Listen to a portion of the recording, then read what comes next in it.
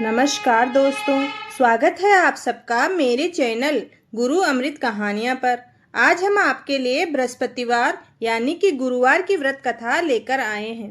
भारतवर्ष में एक प्रतापी और दानी राजा राज्य करता था। वह नित्य गरीबों और ब्राह्मणों की सहायता करता था। यह बात उसकी रानी को कदापि अच्छी नहीं लगती थी। वह न तो गरीबों को दान देती, न ही भगवान का पूजन करती थी और राजा को भी दान देने से मना किया करती थी। एक दिन राजा शिकार खेलने वन को गए हुए थे, तो रानी महल में अकेली थी। उसी समय बृहस्पति देव साधु वेश में राजा के महल में भिक्षा के लिए गए और भिक्षा मांगी। रानी ने भिक्षा देने से इनकार किया और कहा, हे साधु महाराज, मैं तो इस दान पुण्य से तंग आ गई हूँ।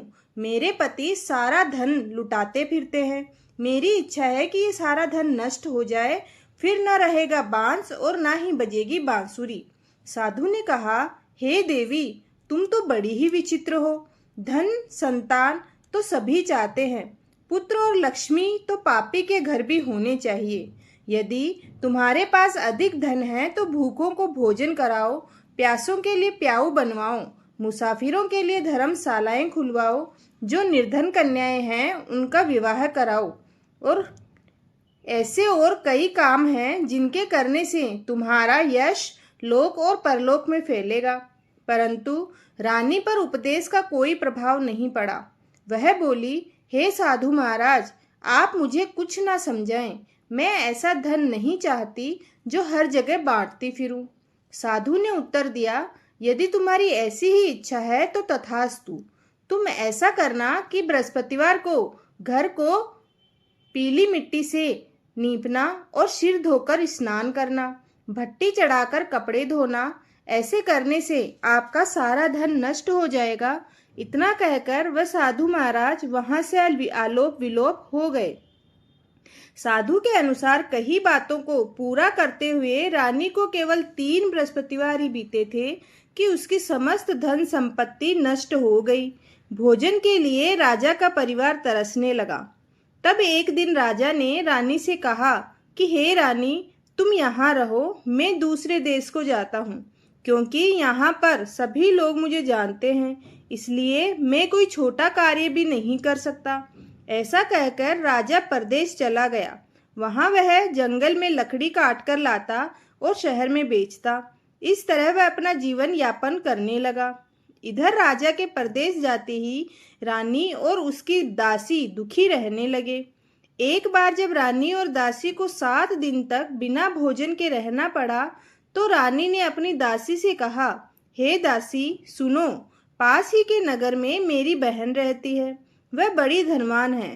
तू उसके पास जा और कुछ ले आ, ताकि थोड़ी बहुत गुजर बसर हो जाए। दासी रानी की बहन के पास गई। उस दिन गुरुवार था और रानी की बहन उस समय बृहस्पतिवार व्रत की कथा सुन रही थी। दासी ने रानी की बहन को अपनी रानी का संदेश दिया, लेकिन रानी की बड़ी बहन ने कोई उत्तर नहीं दिया।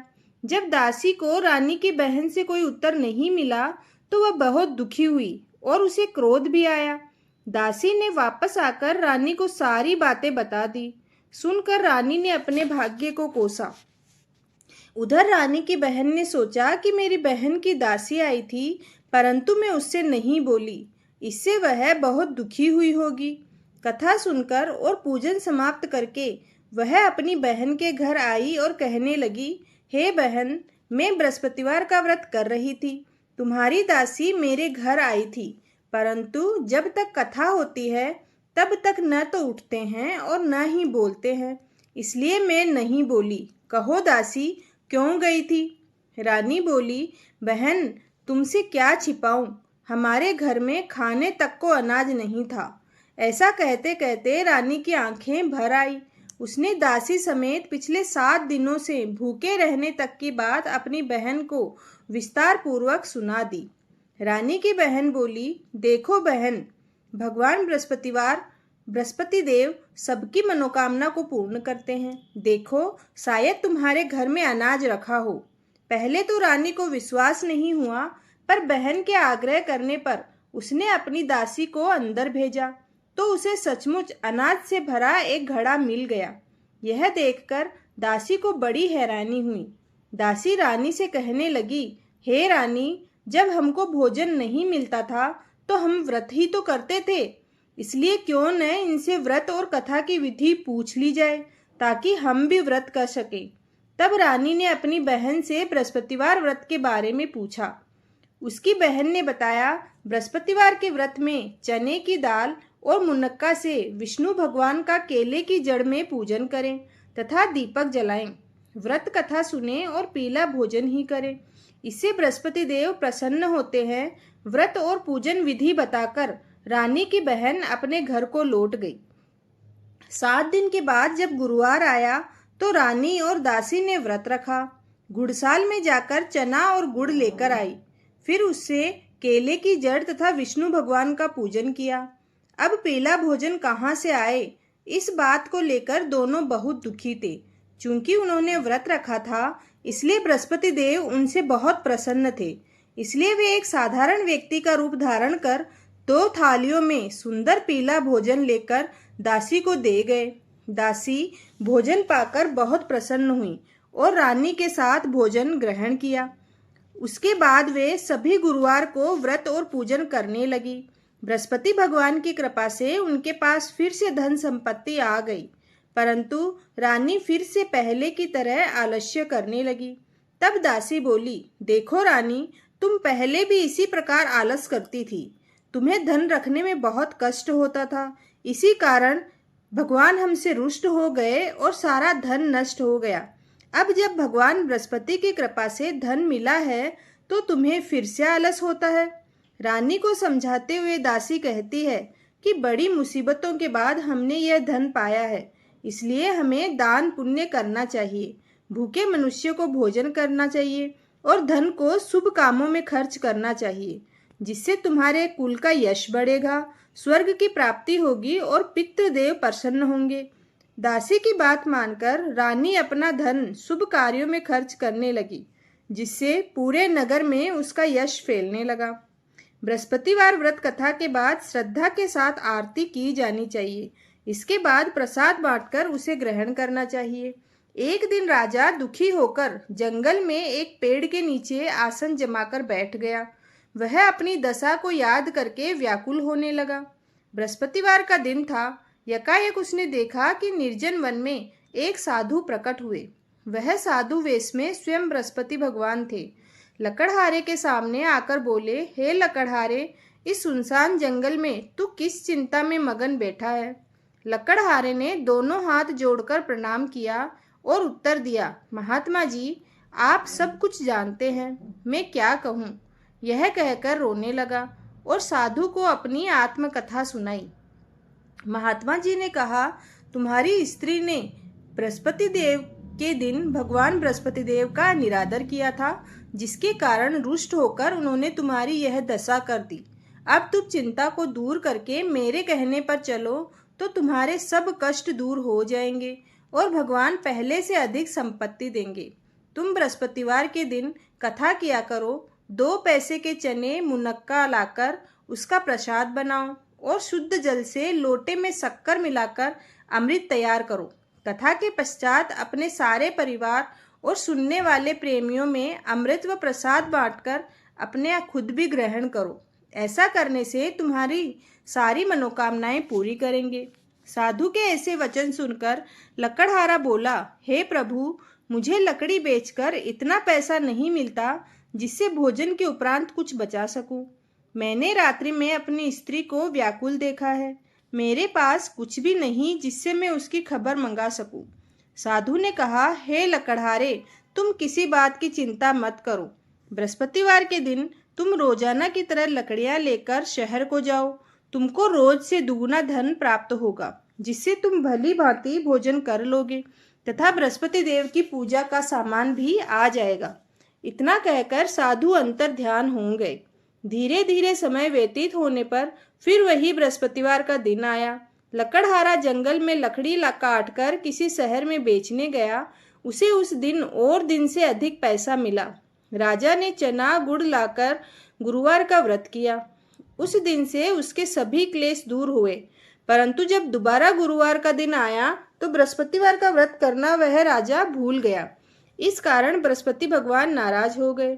उस दिन उस नगर के राजा ने विशाल यज्ञ का आयोजन किया था तथा शहर में ये घोषणा करा दी थी कि कोई भी मनुष्य अपने घर में भोजन न बनाए और न ही आग जलाए। समस्त जनता, समस्त प्रजा मेरे यहाँ भोजन करने आए। इस आज्ञा को जो नहीं मानेगा उसे फांसी की सजा दी जाएगी।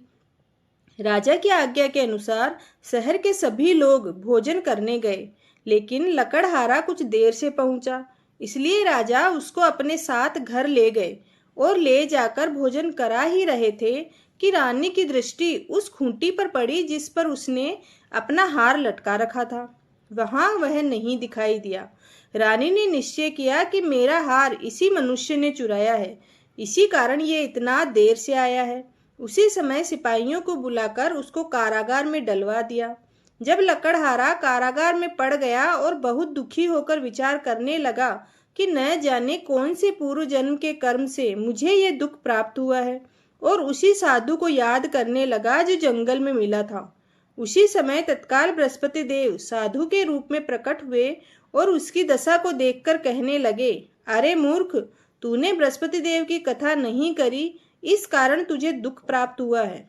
अब चिंता मत कर, बृहस्पतिवार के दिन कारागार के दरवाजे पर 4 पैसे पड़े मिलेंगे, उनसे तू बृहस्पति देव की पूजा करना, तेरे सभी कष्ट दूर हो जाएंगे।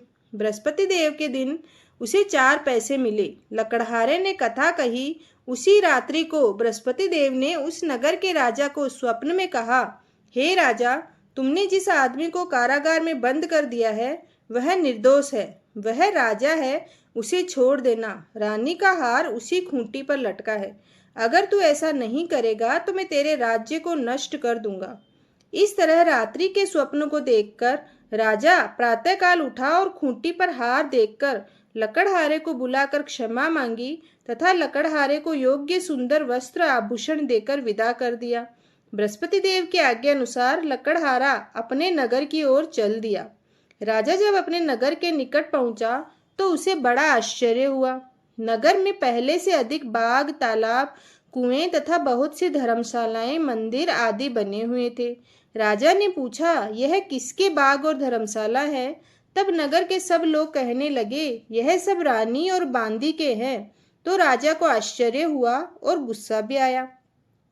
जब रानी ने यह खबर सुनी कि राजा आ रहे हैं तो उन्होंने बांदी से कहा, हे दासी, देखो राजा हमको कितनी बुरी हालत में छोड़ गए थे।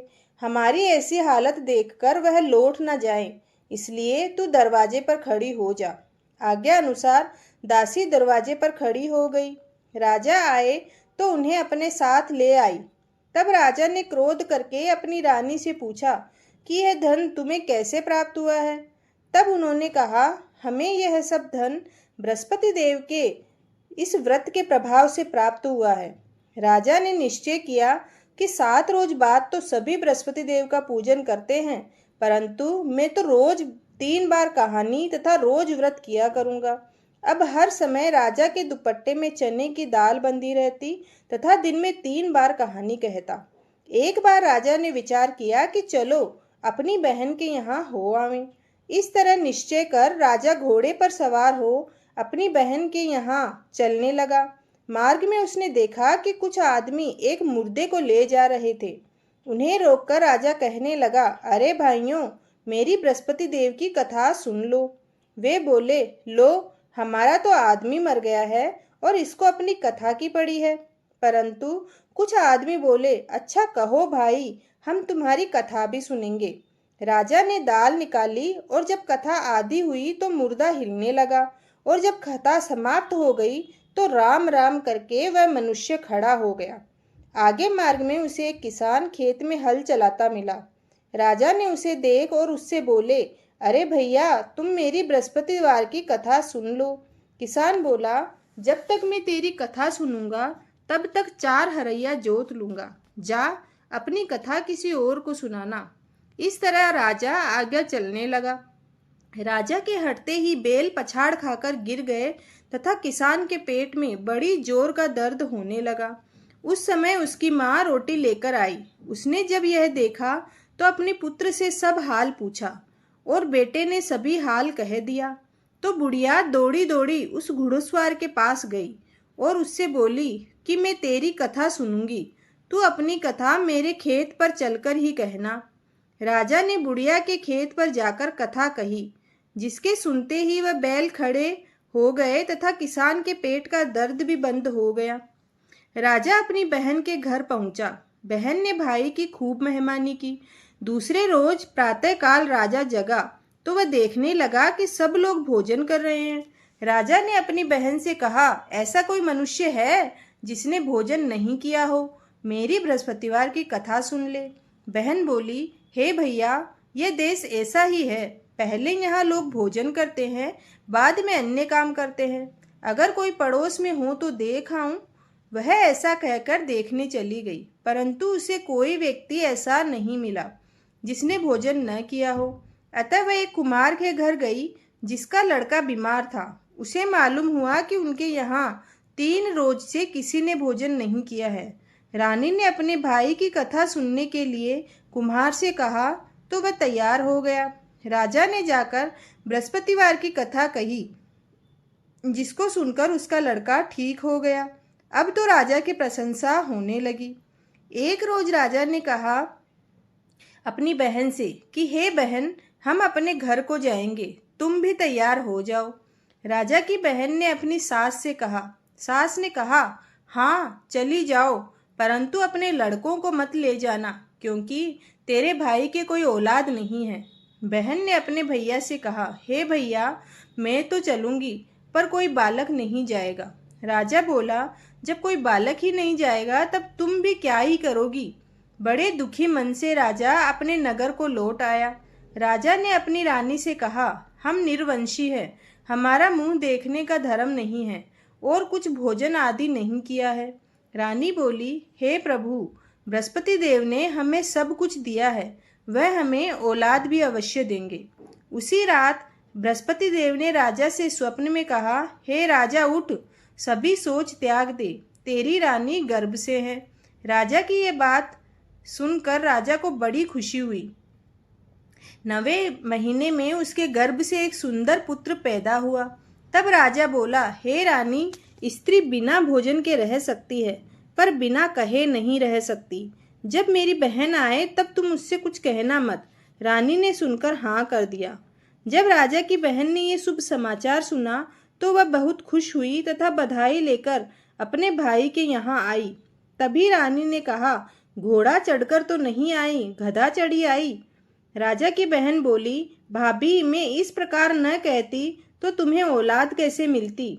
बृहस्पति देव ऐसे ही हैं, जैसी जिसके मन में कामनाएं हैं सभी को पूर्ण करते हैं। जो सद्भावना पूर्वक बृहस्पतिवार का व्रत करता है एवं कथा पढ़ता है और सुनता है और सुनाता है, बृहस्पति देव उसकी सभी मनोकामनाएं पूर्ण करते हैं। भक्तों, अगर आपको ये कथा पसंद आई है तो चैनल को जरूर सब्सक्राइब करें। धन्यवाद।